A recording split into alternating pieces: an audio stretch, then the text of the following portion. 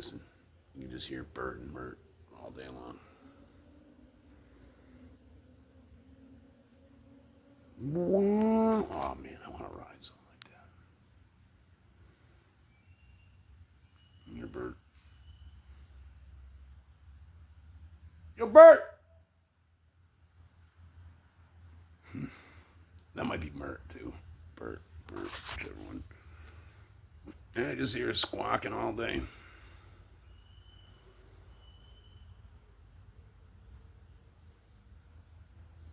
So you're fucking chatting all day long. It's pretty. It's whacked out shit. On here in the garage. That's why I keep getting videos of it. You hear it? All day long. Just sit there and fucking me all day long. A few years ago, I climbed up. Well, probably about 10 years now. I was out in Worcester, Mass, and we were doing a pine tree. We were actually cutting for a new power line. They were building a new one, a new high tension line. And of course, they came across a. There was a giant pine tree, huge pine tree. I mean, this thing went up. That thing was 8 feet down at the bottom. Went up, looked like Medusa. I'm talking like went up, it looked like Medusa. Started one big tree and then went up and went up and went up. It must have been 110 feet tall. Biggest tree on the job. But I had the liberty of climbing that tree and taking that tree down. That was fun. But it was a pretty big deal because they're like a protected thing. You can't just we weren't even allowed near it for like a certain amount of time. It had to be probably a little later in the season. We started this job, we were literally cutting from, one town. We were cutting from one end of this. We were cutting from down by, anyway, out of the big power plant that comes out of in between Cape Cod and Boston there.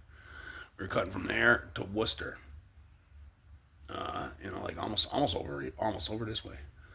And you work at one end of you see a picture of power line on a map, it goes from one end to the other, And but this tree was it was a big it was a thing, because they weren't allowed to these things are protected, and it was a big deal. See the vermin, stuff like that. Another time out in Worcester, out in Boston, out by in Haverhill, Mass. There was a place where we'd you got power. Actually, I had a power line behind my house. Before they had to do anything, they'd have to come and ask permission or whatever. And we were talking to one of the owners and stuff, and he was showing me one day.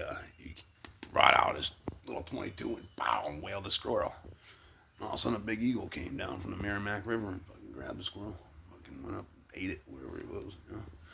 He said he'd go out and shoot squirrels, and the eagle decided. The eagle learned that when the gun went off, that was a dinner. That was a dinner bell, And every day, so I'd like to. I don't really like killing things, but I do hate vermins. I was thinking maybe I'd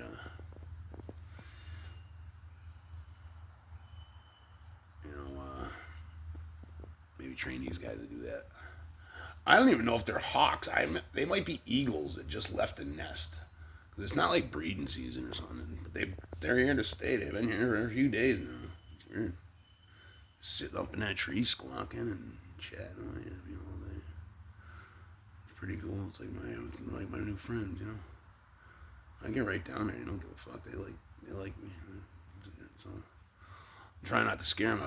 I was gonna actually go mow the place.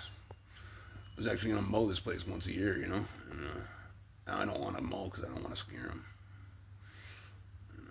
I'd like to have them build a nest in that tree or whatever. I'd like to let them set up shop, Pretty cool. Got my owls. I got families of owls here too. Like I said, it's pretty cool because, like I said, this place isn't it looks like I'm in the sticks, but I'm really not. This place is pretty. I mean, look it up on a map. Summit Farm. You know, look up Summit Street, Belchtown, Mass. Summit Street. It's on a map. You know, it's look it up on Google Earth. I'm not exactly. I'm not. It's not like I'm not in rolling pastures or anything like that. I'm like in a little. I'm like in like almost like, you know, I got 5 colleges around me. You know, I got. You know, this is actually very spiritual land, though. I think that's what it is. I think. I think it's something almost supernatural. You know, it's like I was just saying earlier. I had blue herons in that field last year. Just come and land there for a few days, and they were just hanging out in that field. And that's happened 3 or 4 times in my lifetime. You know, blue herons, and I mean, we're not on a river or nothing. There's not a river near me. It was weird, just blue herons just hanging out in that field, eating fucking things. They were there for about a week. I got a 3-legged bear. Comes through the place. I ain't seen him yet. I got a lot of turkeys. And like I said, I got a family of owls. And you can hear them things. My buddy lives a mile down the road, and he can hear them from his house at nighttime. Me, they used to keep me up.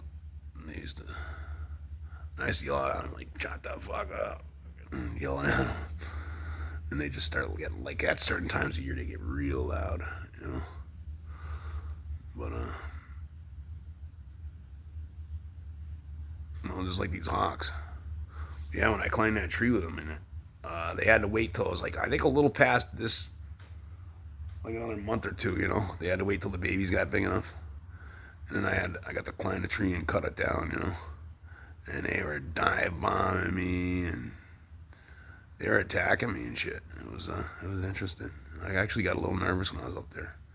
They didn't attack. They didn't come close to me. I mean, within like 20 feet or whatever, you know. But they weren't like dive bombing my head. But you know, when you're 100 feet up in a pine tree, and you got these big birds swarming you, squawking at you and stuff, it's a little nerve wracking, you know. But you know, not to mention I got like a freaking there was like a whole crew of people there that were like, you know, from you know, colleges and stuff like that. Where, you know, documentary team, you know, there to watch the tree come down with the hawk's nest, because it was huge. Like I said, it was huge. It was like you know, biggest tree in the state, you know.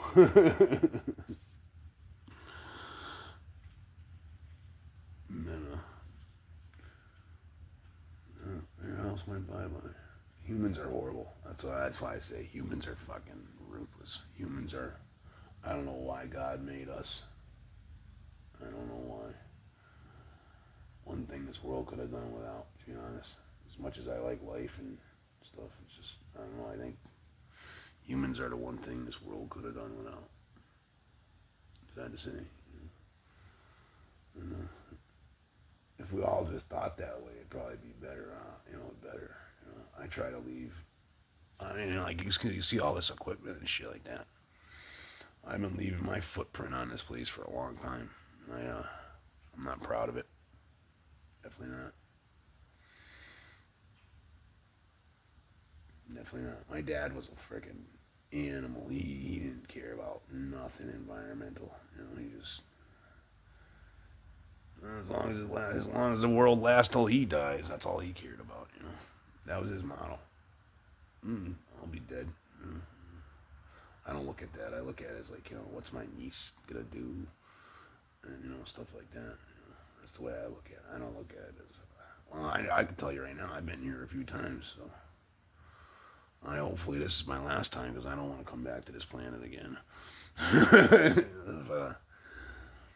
I mean, it's definitely like people say global warming and stuff like that. I've got pictures of this place right here. 100 years ago, and there was a lot less wildlife here, believe it or not. There's more trees now than there was 100 years ago. Don't forget, we flat cut this continent in the last, you know, in the 1800s. We flat cut this continent, you know. Like right behind my house is an old stagecoach trail, believe it or not, and it's all woods now. So to have a stagecoach go through that one time, it must have been pretty incredible. You know? There's actually a grave site up there. It's great. Anyway, my gas can's about to. I'm bringing the gas in this generator. It's about to overflow. I gotta put the phone down. Peace.